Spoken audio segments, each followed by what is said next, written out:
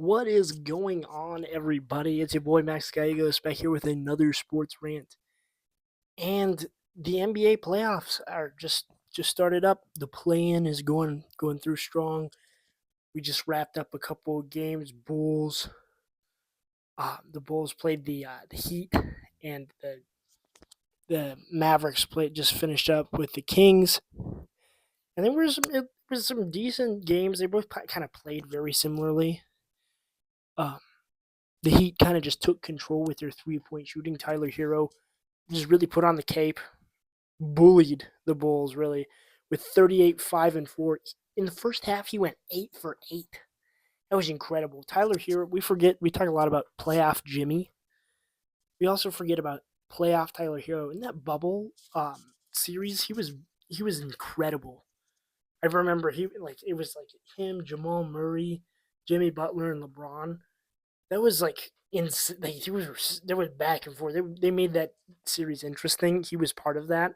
He was a rookie in that year too, so he has grown a lot. He has the playoff experience. The Heat have that playoff experience going in against the Hawks. They look so much better than the Hawks right now, like drastically better. Like almost to like the point where I'm like, ooh, Hawks look really bad against the Magic, like embarrassingly bad. But anyway, that the game I watched a ton of was the Dallas was Dallas and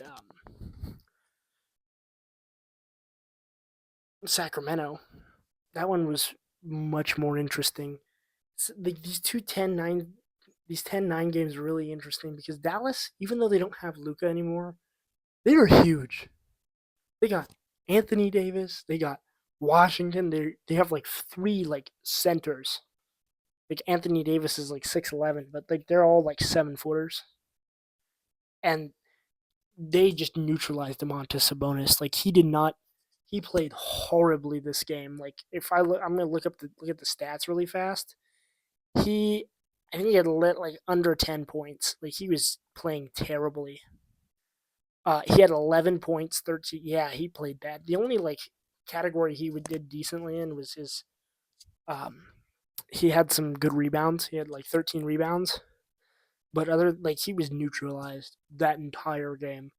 Anthony Davis had 27, 8, and 1. He played really good. Um, and like Sacramento just didn't have any like juice or life. They just got stomped really early, and then they could never really get back into it. Same with Chicago. They felt like they got stomped in different ways, and then they just didn't recover. Like they're um like Sacramento just couldn't fucking play. Like they got to the point where they were trading baskets, but they were down 20. So it's like it really doesn't matter at that point. They turned the ball over 18 times.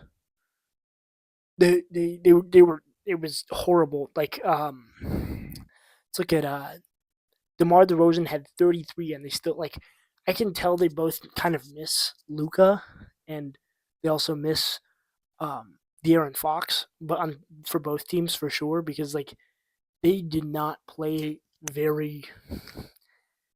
It was very sticky, to put it. Like it was like yeah, this is like there were like points where it's like oh, this is just not entertaining at all. Like especially toward like the first half, they had like 77. It was like 73-49, and I'm like, gosh, this is a fucking drag. Like I'm about to like turn it off and like switch it to something else because like, geez, this is just boring. And then they kind of got back into it, but eventually it ended. Was what was the final score? Final score was probably 120-98. The 120. So Dallas shit on him.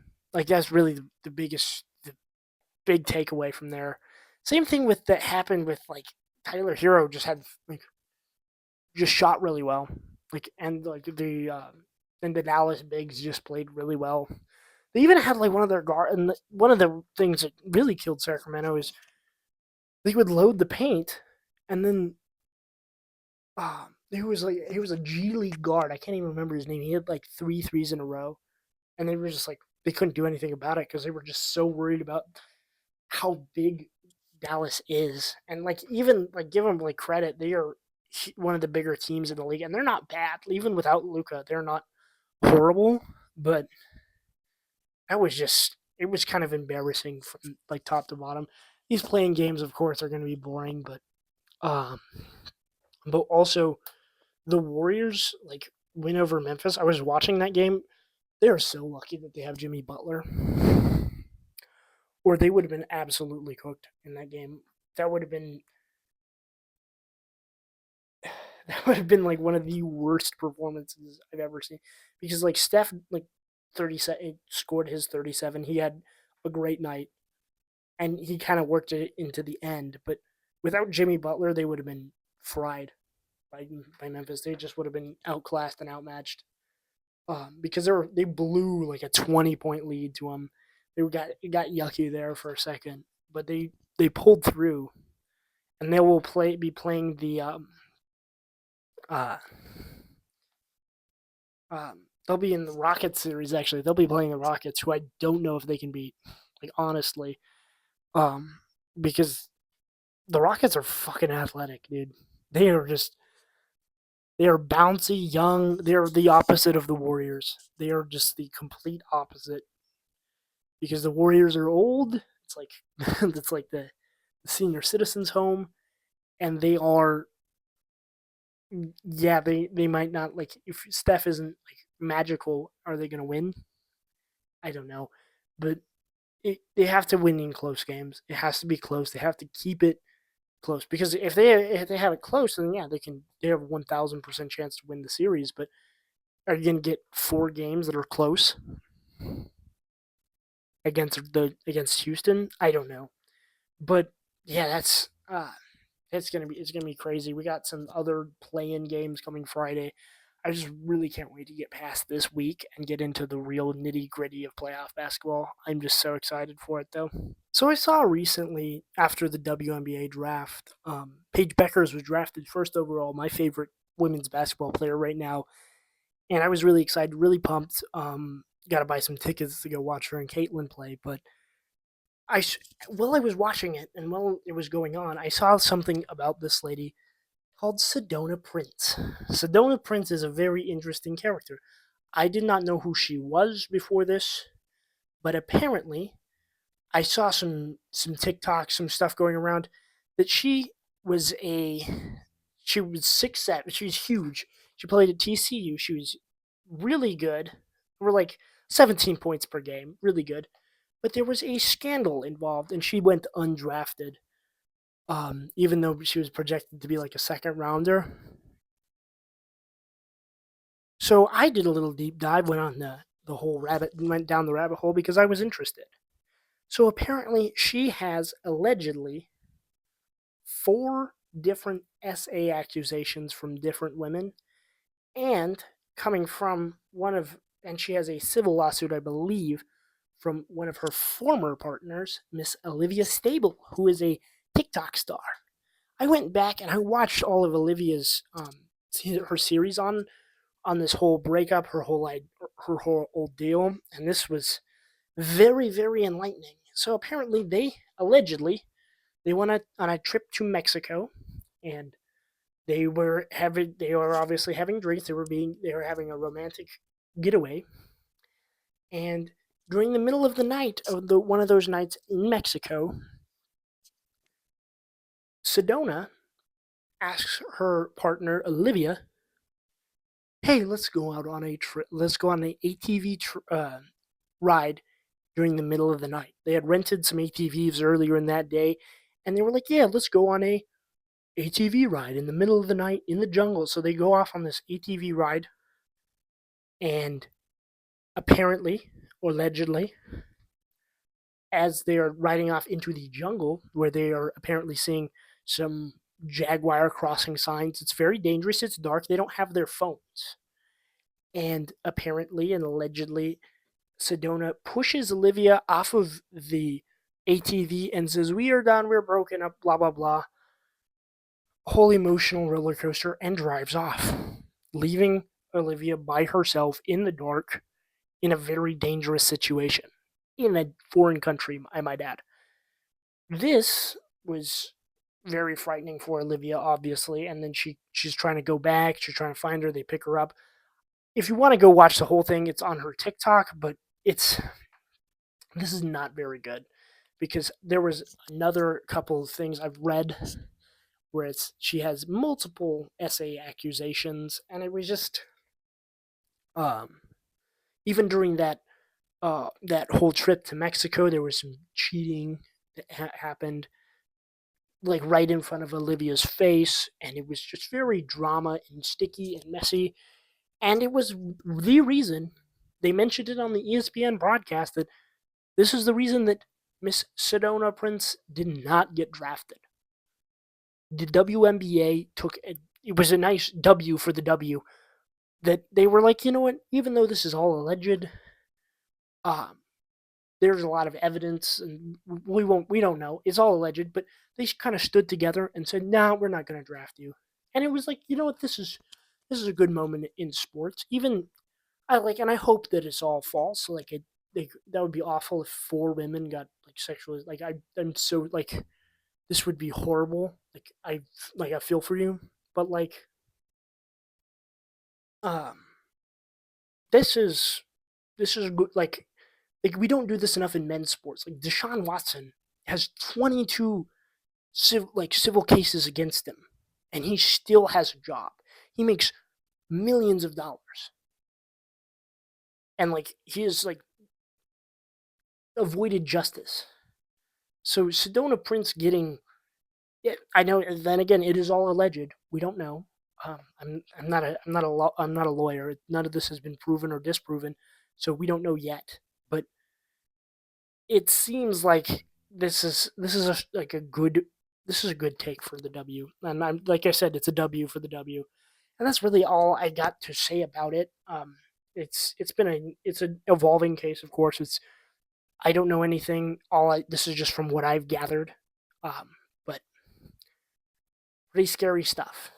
Moving on to our In the Trenches segment. So we will be moving on to football, the NFL draft mainly. Talking about some guys. First guy I really want to just toss there right there into the ring is Mr. Shedeur Sanders. This fella, quarterback at Colorado, very, very good.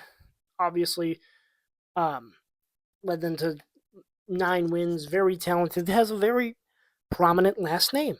He has been slipping in a lot of draft boards because of he's like too famous or the fact that he's like he's kind of arrogant or has some very difficult has his own character issues.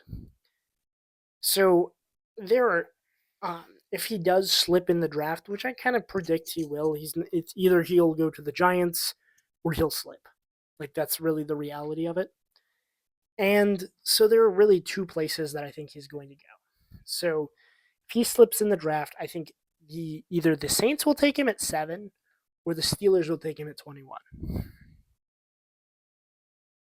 This is not really a great draft, and I think if you go to the Steelers, if he goes to the Saints at 7, I don't think he will be very successful there. I know Derek Carr is. There's been a lot of discourse around him recently. Is he injured? Is he going to miss the season? He has a shoulder thing that's going on. It kind of feels like they're trying to bait people into jumping them in the boards. But if they are trying to get a new quarterback and take Shedeur at 7, I don't think this is the best position for Shedeur Sanders. The only thing that is an upside for him there is a new coach and like you can kind of get you can kind of grow together there with uh, can't remember his name. He's the OC of the Eagles, um but they have like a terrible route. Like otherwise than that, their roster kind of sucks. Like outside of Cam Jordan and Chris Olave, they're not really good um, at any other position, and their O line is kind of bad. And he would be kind of coming in as a savior, and they have so much like dead cap. There are like the Saints are a mess right now. Like one of the top 10 like worst messes in the league. So if Shedeur goes there, I don't know if he'll do great. I think it'll be like a lot of the haters will kind of be like, "Oh, look, he sucks. He sucks. He shouldn't have gone that high. We knew it." But On the other side, on the flip side of this coin, if he goes to the Steelers, this is where I can see him kind of making a name for himself. They got a good coach. They got a good roster. And they're kind of like they're in that kind of playoff contention. He would fit right in. They have some good weapons, and George Pickens and DK Metcalf are moody, but they are good. Like they have their O line is shaky, but they have a really good defense, and he's played with a shaky O line. So playing with he had an interview with Mike Tomlin. He was like, Mike Tomlin reminds me a lot of my dad. This is great. Love this fit. This would be awesome. So you know what? Shedeur to the Steelers seems very promising, especially like if Aaron Rodgers, the whole discourse with him, that's going to be a whole other can of worms. I don't think Aaron Rodgers wants to go to the Steelers because what does Aaron Rodgers really want at this point in his career? It's another ring. Like he really doesn't want anything else, and this like in all reality, he's not going to win one with the Pittsburgh Steelers. But moving on to Shedeur's teammate, there are like a couple places that Travis Hunter could go. Travis Hunter is probably the best like prospect in this draft after Cam Ward. Cam Ward is going to the Titans, has kind of been confirmed for a while now. And there are like three places that he might go, and it's those three picks right after Cam Ward. It's the Giants, the Browns, and the Patriots. Excuse me, the Browns, the Giants, and the Patriots. So the thing with Travis Hunter is there's this whole discourse about him wanting to play both sides of the ball. Is he going to be able to do it at the pro level? And in my humble opinion, I'm like, you know what? Let him try. Like, there's no harm in trying to see what he can do. If it doesn't work, he could be an all-pro at one end. Like, especially as a corner, he could be an all-pro at just the corner position. But he has said over and over again, he's like, I want to play both sides. That's really important to me. And if somebody is willing to be open and trying to let him play both sides, I don't know if he's going in for every single snap. Like if he is like if he goes to the Giant or like to the Browns, is he playing every single offensive snap and every single defensive snap? No, absolutely not. But can he be impactful for them? Absolutely. Like he can be a threat. Like you can, if you have somebody who is like willing enough to like be open minded and say, hey, we're gonna build him into the offense. Like if he goes to the Patriots, which I'm crossing my fingers about because that would be awesome. I feel like he could have a really good impact on just the Patriots in general. He is a wild card that nobody really knows how to defend, or he can like you can come in for like a couple plays.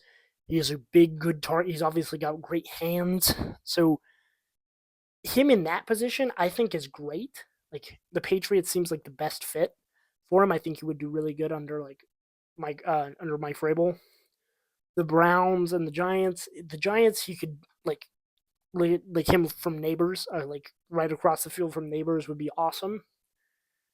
And him with the Patriots, him and Christian Gonzalez would be locked down. Like I feel like he could play the way that I would scheme him. I'm no coach, no genius. This is just what I like. My opinion is if I was the Patriots, like I would have him play some snaps on offense, and I would just have him just play defense for the entire game, and then have him come in for a couple snaps on offense, and just like this is like riddle time, right? So it's like, oh shit, here comes Travis. Like we have to adjust. Like when you're trying to get like a third down or something, and he's like he can just come in, he'll be kind of fresh, and it's like shit. We have to deal with a really really good athlete right now, and like you can't really do anything about him. The next one is a really interesting one. The defensive end from Penn State, Mr. Abdul Carter. This guy is a fucking beast.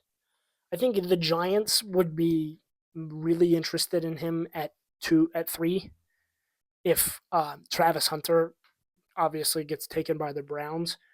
If the Browns take him, they would have like if any of these like top three teams, like if any of the top three teams, like counting out the Titans, who are taking Cam Ward, the Browns would have him and Myles Garrett on the same line. The Giants would have him, Dexter Lawrence. He would upgrade your defense in an instant. The Patriots kind of need a pass rusher. I think if Travis Hunter is not there and at 4, and Abdul Carter is there, the Patriots are absolutely going to take him because he is just such a stud. Like I don't see him falling out of the top 5 at all. Like he's one of the locks for it. And he's just like any edge anytime you can get a really good edge rusher like him, instantaneously like franchise guy immediately. There are some weird things talking about how he's character. I'm like, he's a defensive end. He doesn't need to be like a studious man. Like he needs to hit people. Like that's the thing we got with like Jalen Carter. It's like, oh, he wrecked his car, but he was driving fast and wrecked his car. I was like, that's every Georgia player. He slipped in the draft and he's insane. But anyway, moving on to a guy who probably will slip out of the top 5, but is probably one of the better talents of this draft, is Ashton Jeanty.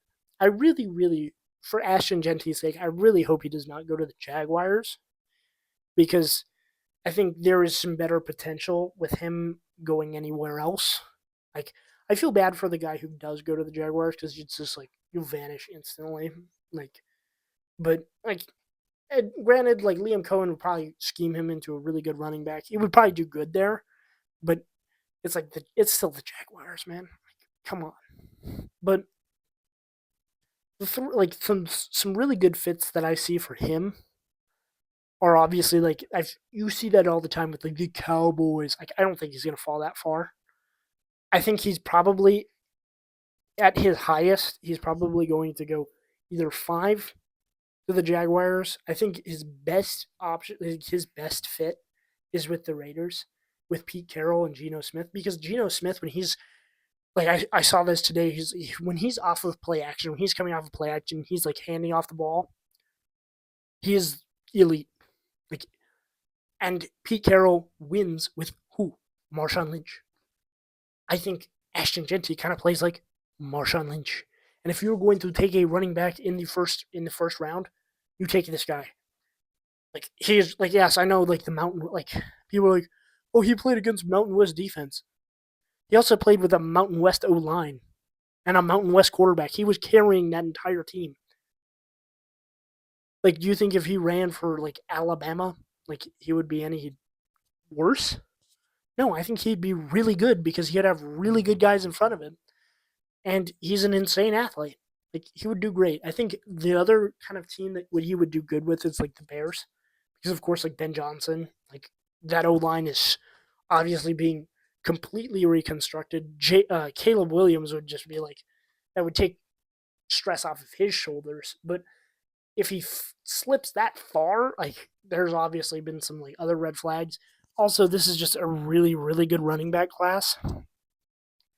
So, like, there's a potential, like, yeah, he could go 6, and it's like, oh my gosh, don't take a running back in the first round. It's like Jahmyr Gibbs, star. Bijan Robinson, star. Like, these guys are good. Draft them. But yeah, guys, that is probably going to be the video. Please go like and subscribe if you haven't already. If you go follow my socials, go follow me at Another Sports Rant on Instagram, on X, on everywhere, anything you can find. Appreciate the watch, appreciate the listen. If you're listening on Spotify, peace out. Love you guys.